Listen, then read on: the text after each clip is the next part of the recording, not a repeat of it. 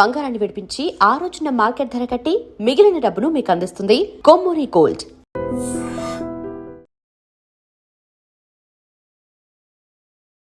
నమస్కారం, welcome to I dream. ధర్మ మార్గం విత్ విజిత కార్యక్రమానికి స్వాగతం.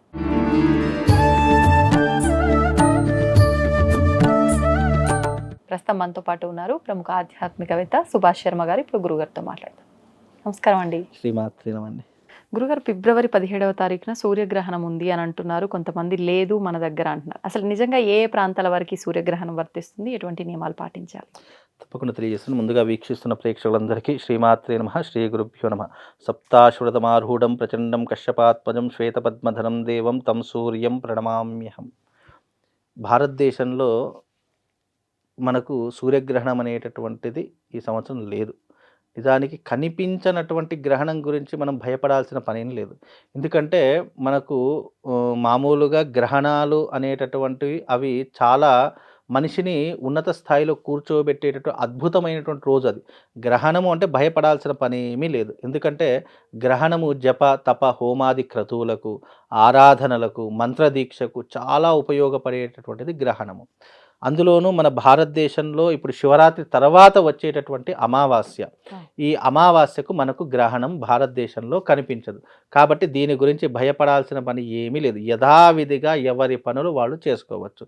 ఇది దక్షిణ అమెరికా ప్రాంతంలో మాత్రమే కనిపిస్తుంది. ఎందుకు అని అంటే, ఎప్పుడైతే మనము ఇక్కడ చీకటిగా ఉన్నటువంటి ప్రదేశం, చీకటిగా ఉన్నప్పుడు మనకు సూర్యుడు వెలుతురునివ్వడు. మనకు చీకటిగా ఉన్నటువంటి ప్రదేశం ఇతర దేశాలకు వెలుతురునిచ్చే ప్రదేశం.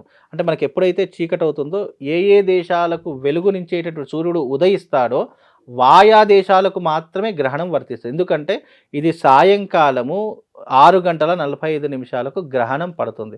6:45 సూర్యుడు మనకు అస్తమించేటటువంటి సమయము. అసలు సూర్యుడు మన భూమికి అంటే మన దేశానికి కనిపించినటువంటి సమయం. దీనికి మళ్ళీ నియమాలు ఎందుకు, అనవసరంగా ఉండవు. కాబట్టి ఈ సంవత్సరము మనకు 17వ తారీఖు రోజున సూర్యగ్రహణం లేదు. కాబట్టి యథావిధిగా ప్రతి ఒక్కరూ కూడా తప్పకుండా తమ తమ విధులు చేసుకోవచ్చు. అయితే ఇది అమావాస్య చాలా విశేషమైనది. శివరాత్రి తెల్లవారితే అమావాస్య కాబట్టి మ్యాక్సిమము ఈ అమావాస్య రోజున విశేషంగా జపతప హోమాలకు, అలాగే పిండ ప్రదానాలకు, శ్రాద్ధ కర్మలకు చాలా విశేషమైనటువంటిది. కాబట్టి ఈ రోజున విశేషంగా దాన ధర్మాలు చేయండి. అలాగే పిండ ప్రదానాలు, మీ పితృదేవతలకు పితృకర్మలను ఆచరించండి, పితృదేవతలకు నైవేద్యాలు పెట్టండి. అలాగే శివరాత్రి తెల్లవారితే అమావాస్య కాబట్టి చాలామందికి నీటి దానము, ఇప్పుడు కేంద్రాలను పెడతారు, నీటి కేంద్రాలని చెప్పేసి, అలాంటి కేంద్రాలను పెట్టండి. ఎందుకంటే ఎప్పుడైతే శివరాత్రి ముగుస్తుందో దాని తర్వాత చలి కూడా వెళ్ళిపోయి సూర్యుడు అత్యధికమైనటువంటి ఉష్ణోగ్రతతో ఉంటాడు, తీవ్రమైనటువంటి ఎండతో ఉంటాడు. కాబట్టి అంటే సూర్యుడి యొక్క కాంతి తేజస్సు పెరిగేటటువంటి సమయం. అందుకే శివరాత్రి రోజు పెద్దవాళ్ళు చెప్తారు, శివరాత్రి చలి శివశివ అనుకుంటూ వెళ్ళిపోతుంది అని. కాబట్టి అలాంటి చలి వెళ్ళిపోయేటటువంటిది మన సూర్యుడు అత్యధికమైన వేడితో ఉంటాడు. కాబట్టి తప్పకుండా ప్రతి ఒక్కరూ కూడా నీటి దానం చేయండి, నీటి కేంద్రాలను ఏర్పాటు చేయండి.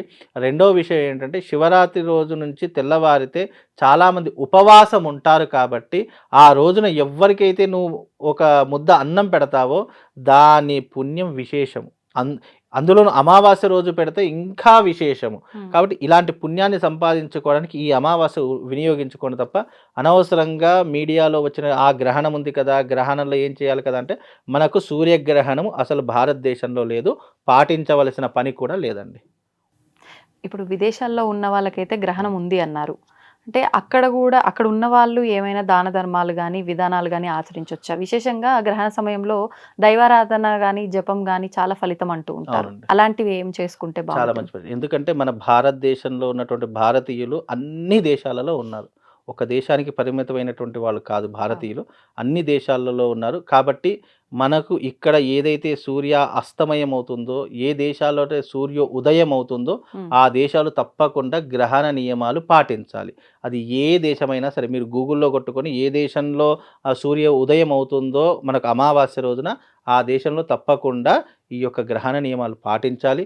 అలాగే గ్రహణానికి సంబంధించిన దానాలు ఏమిటి అంటే కనుక సూర్యబింబము, నాగబింబము రెండూ కూడా చేయించుకొని, అవి కూడా వెండితో చేయించినటువంటివి చేయించి ఒక రాగి పాత్ర తీసుకొని దాంట్లో నెయ్యి వేసి ఆ రెండు బింబాలను దాంట్లో వేసి అది ఆ యొక్క పాత్ర సహితంగా బ్రాహ్మడికి దానం ఇవ్వడం ఒక పద్ధతి. ఉమ్. దానితో పాటు దక్షిణాదానం ఇవ్వాలి, స్వయంపాక దానం ఇవ్వాలి, వస్త్రదానం కూడా ఇవ్వాలి. ఇలాంటి దానాలు చేస్తే ఆ యొక్క గ్రహణ దోషం తొలగిపోతుంది అని శాస్త్రము.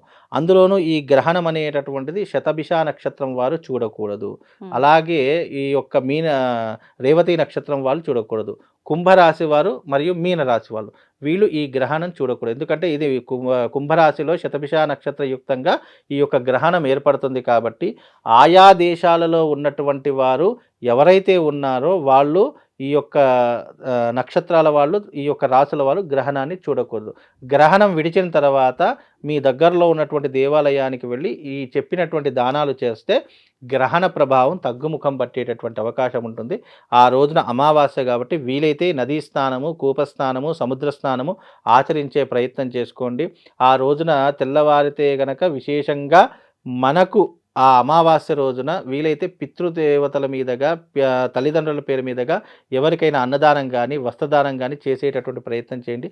ఆ రోజున తప్పకుండా తర్పణాలు వదలాలి. ఎవరైతే తల్లిదండ్రులు లేనటువంటి వారు ఉంటారో తప్పకుండా తర్పణాలు వదిలితే ఆ పుణ్య ఫలితం ఎవరైతే చేయించారో వాళ్లకు ముట్టి వాళ్ళు తప్పకుండా పుణ్యవంతులుగా జీవించి స్వర్గానికి వెళ్ళేటటువంటి అవకాశం కూడా దీని ద్వారా కలుగుతుందండి. ఇప్పుడు ఈ అమావాస్య నుంచి మనకు గ్రహాలు మార్పులు కూడా ఏవో జరగబోతున్నాయి, పంచగ్రహ కూటమి అని కూడా అంటున్నారు. నిజంగా ఉందా గురుగారు ఇలా? అయితే ఇప్పుడున్నటువంటి కాలమానం ప్రకారం పంచగ్రహ కూటమి అనేటటువంటిది ఏర్పడుతుంది. మనకు గతంలో చూసుకుంటే షష్ఠగ్రహ కూటమి, అష్టగ్రహ కూటమి ఇలా కొన్ని, అంటే గ్రహాలు ఎప్పుడైతే కూటమిగా ఏర్పడతాయో అవి పరస్పరమైనటువంటి వైరంతో ఉంటూ ఉంటాయి. ఎలాగైతే ఒక శత్రువు మన దగ్గరికి వస్తే మనం మన శరీరం తెలియకుండానే ఒక ఉద్రిక్తత అనేది ఏర్పడుతుంది. అలాగే గ్రహాలలో కూడా కూటమి అంటే గ్రహాలన్నీ కూడా ఒక కక్షలో వచ్చినప్పుడు, ఒక రాశిలో ఏర్పడినప్పుడు తప్పకుండా ప్రకృతి వైపరీత్యాలు జరుగుతాయి అని శాస్త్రము. అది ఆయా గ్రహాన్ని బట్టి అవి ఏ స్థానంలో ఉన్నాయి, శత్రుస్థానంలో ఉన్నాయా, మిత్రస్థానంలో. ఒక వ్యక్తి మిత్రుడితో ఉన్నప్పుడు సంతోషంగా ఉంటాడు, అదే శత్రువుతో ఉన్నప్పుడు కోపంగా ఉంటాడు.